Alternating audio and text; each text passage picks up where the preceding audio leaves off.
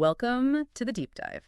This is where we take the sources you're interested in and really pull out the key stuff fast. Get you up to speed quickly. Exactly. So today we're diving into Ryan Holiday's The Obstacle is the Way. Mm-hmm.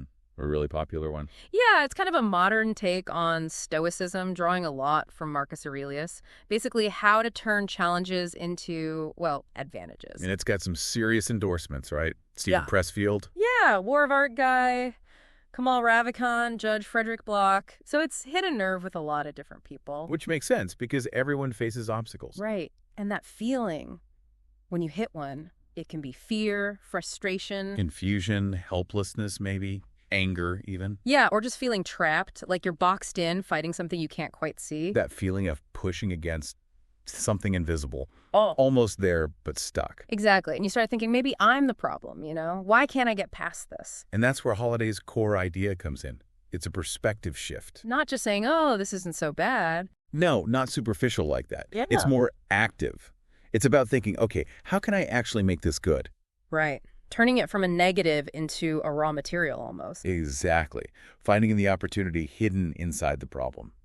It's about unlocking creativity, resilience, using the challenge itself. Okay, so let's ground this. There's that old Zen story in the book about the king and the boulder. Oh, yeah, the boulder in the road. Good one. So the king, he puts this massive rock right in the middle of the main road, blocks everything, then he hides. Just watches to see what happens. And one by one, people come along, rich merchants, courtiers. What do they do? They just turn back or complain about the king, the roads, whatever. Nobody tries to move it. Typical, right. Yeah. Avoid the hard thing, complain about it. Totally. The king's getting pretty disappointed. Yeah. Then a lone peasant comes along. And he's different. Yeah. He sees the boulder, sizes it up, and then he actually starts trying to move it. Pushing, pulling, trying different angles. Doesn't give up easily. Nope. Finds a big branch, uses it as leverage, and eventually manages to shift the boulder off the road. Hard work pays off. But there's more to it, isn't there? Right. Underneath where the boulder was, he finds a purse full of gold coins and a note from the king. It says something like, "The obstacle in the path becomes the path. Never forget, within every obstacle is an opportunity to improve our condition." So the reward wasn't just a clear road. It was hidden by the obstacle itself. That's the key takeaway. Challenges often hide benefits. It really makes you think about the different kinds of obstacles we face. The book sorts them out, right? Yeah, into physical and mental categories broadly. Physical being things like your size, race, maybe money, distance, disability, stuff outside you, mostly. Right. And then mental obstacles. Fear, uncertainty, maybe inexperience. Prejudice, feeling like people don't take you seriously. Yeah. Age, lack of support. Even things like restrictive rules or having the wrong goals or just plain old self-doubt, those internal battles. And Holiday makes a point, doesn't he? That in modern times, maybe because things are relatively good for many. We get a bit soft. Yeah, maybe entitled. We fear conflict, avoid discomfort. So a lot of our obstacles become internal. Abundance itself can be a hurdle. Which leads to the book's central thesis. The obstacle is the way. Don't just endure them, embrace them. See them as tests, yeah? Yeah. But also as genuine opportunities. Chances to try new things, push yourself, and ultimately triumph. Okay, so how do we do that? The first big section is on perception. Right. Perception is foundational. It's how we see things, how we understand what's happening, the meaning we assign to events. And that meaning can be your strength or your biggest weakness. Exactly. It's about how you frame it in your head. So the book argues we need to, control our passions, filter out the noise? Yeah. Separate the reliable signals from the deceptive ones, get rid of prejudice, expectations, fear, try to see the truth of the situation. And if you can do that, you get calmness, imperturbability. Exactly. That inner calm, that steadiness is a huge advantage when things get chaotic. This brings us to the discipline of perception. And the book uses John D. Rockefeller as a big example here. His early life. Right, before the oil empire. He was a bookkeeper during the Panic of 1857, a massive financial crisis. And that experience really shaped him. Hugely. He saw the market's chaos, the irrationality. His big takeaway, you need a rational, disciplined mind. Ignore the mad crowd, as he put it. He learned to stay cool when everyone else was panicking. And he practiced it. There's that story. Some investors offered him, $500,000? Yeah. To speculate on oil wells? Big money then. Yeah, huge sum. Market was going crazy. Easy money, seemed like. But Rockefeller actually went out to the oil fields himself, looked around, didn't invest a dime. It just didn't feel right to him despite the hype. He had the discipline to trust his gut, ignore the frenzy, and give the money back. Wow. That's serious self-control. And that calmness became his superpower, really. It let him see opportunities when others were blinded by panic or greed. Like Buffett says, right? Be greedy when others are fearful. And fearful when others are greedy? Yeah. And this wasn't just about money. Standard Oil, the company he built, was incredibly adaptable because he was. It reflected his personality. Resilient, calm. Unfazed. Economic crises, competitors, legal attacks.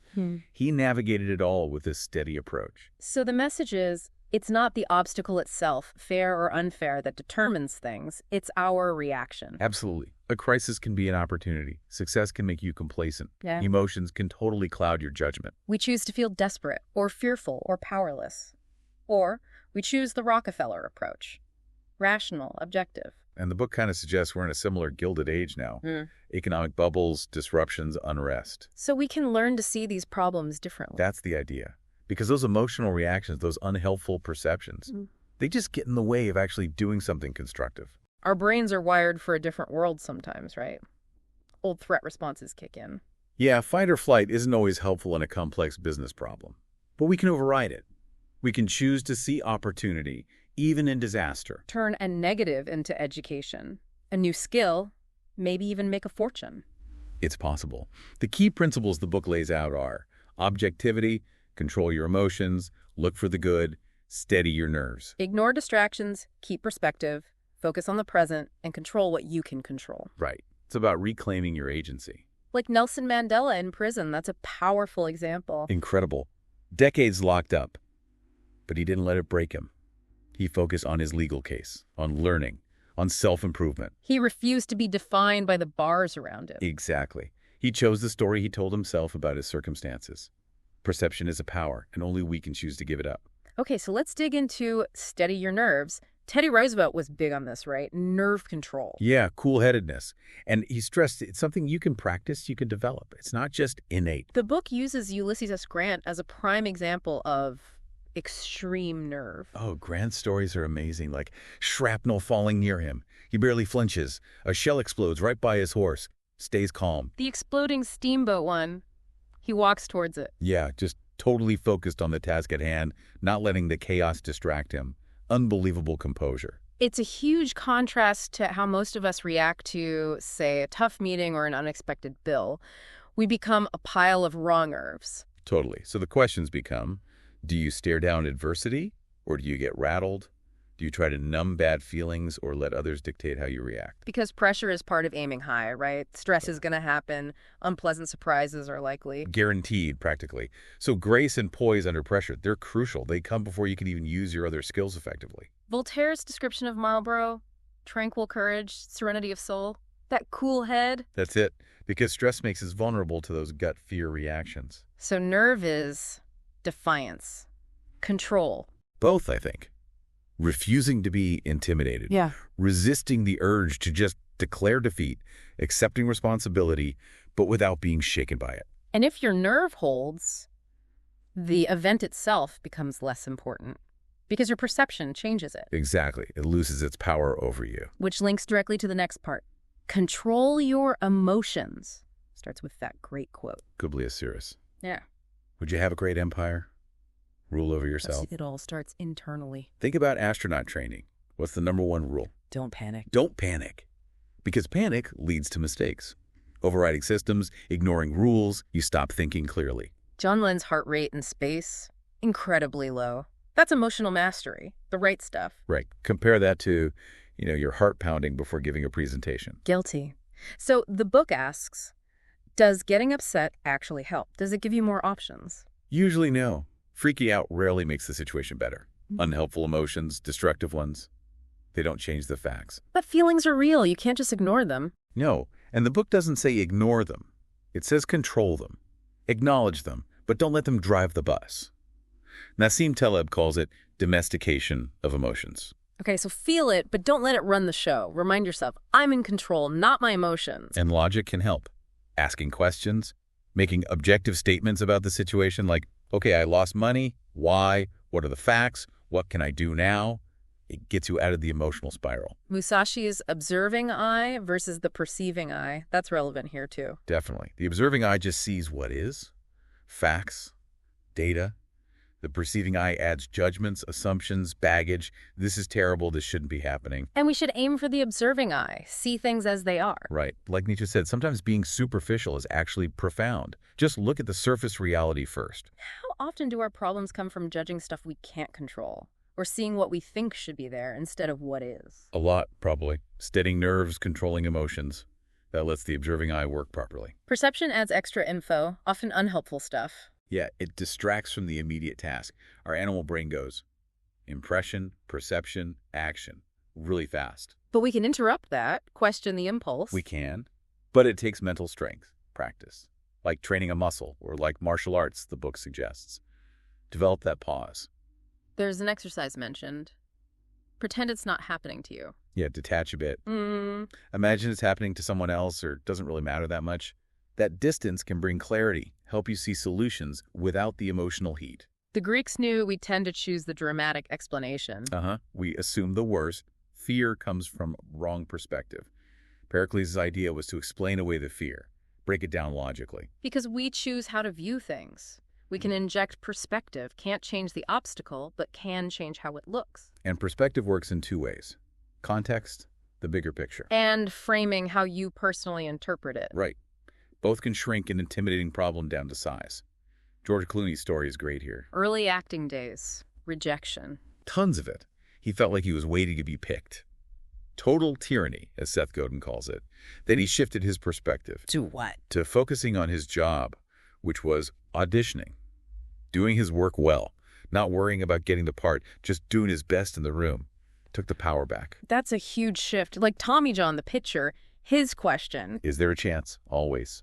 Facing that crazy elbow surgery, 1 in 100 odds, he asked, is there a chance? His son's recovery, too, and coming back to pitch at 45. He just focused on that sliver possibility and worked relentlessly. That's proactive perspective. So what is up to us? The book lists it out. Our emotions, judgments, creativity, attitude, perspective, desires, decisions, determination. That's our playing field. And what's not up to us? Weather, economy, other people's choices, trends, disasters. The rules and conditions of the game. And winning means playing our best game within those rules. Exactly. Focus on what's in your power, it magnifies it. Right. Focus on what you can't control, wasted energy. Seeing the obstacle as a challenge, making the best of it. That choice is up to us. Is this up to me? Which connects to live in the present moment.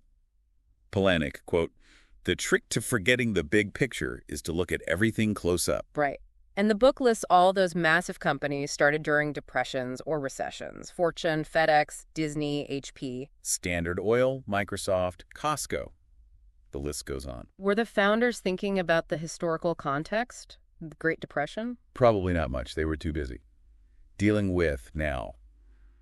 Their job, their idea, making payroll, finding the next customer, present moment focus. While we tend to overthink, worry about the meaning, if it's fair, what others are doing. Yeah, and all that thinking drains energy from actually doing, or we get intimidated by the big picture. Half of Fortune 500s started in a bear market or recession. That's wild. Maybe we miss the real story by focusing too much on the grand narrative. It seems like it. Limiting your scope to right now feels like editing, the book says, not getting overwhelmed. This moment isn't your whole life. It's just this moment.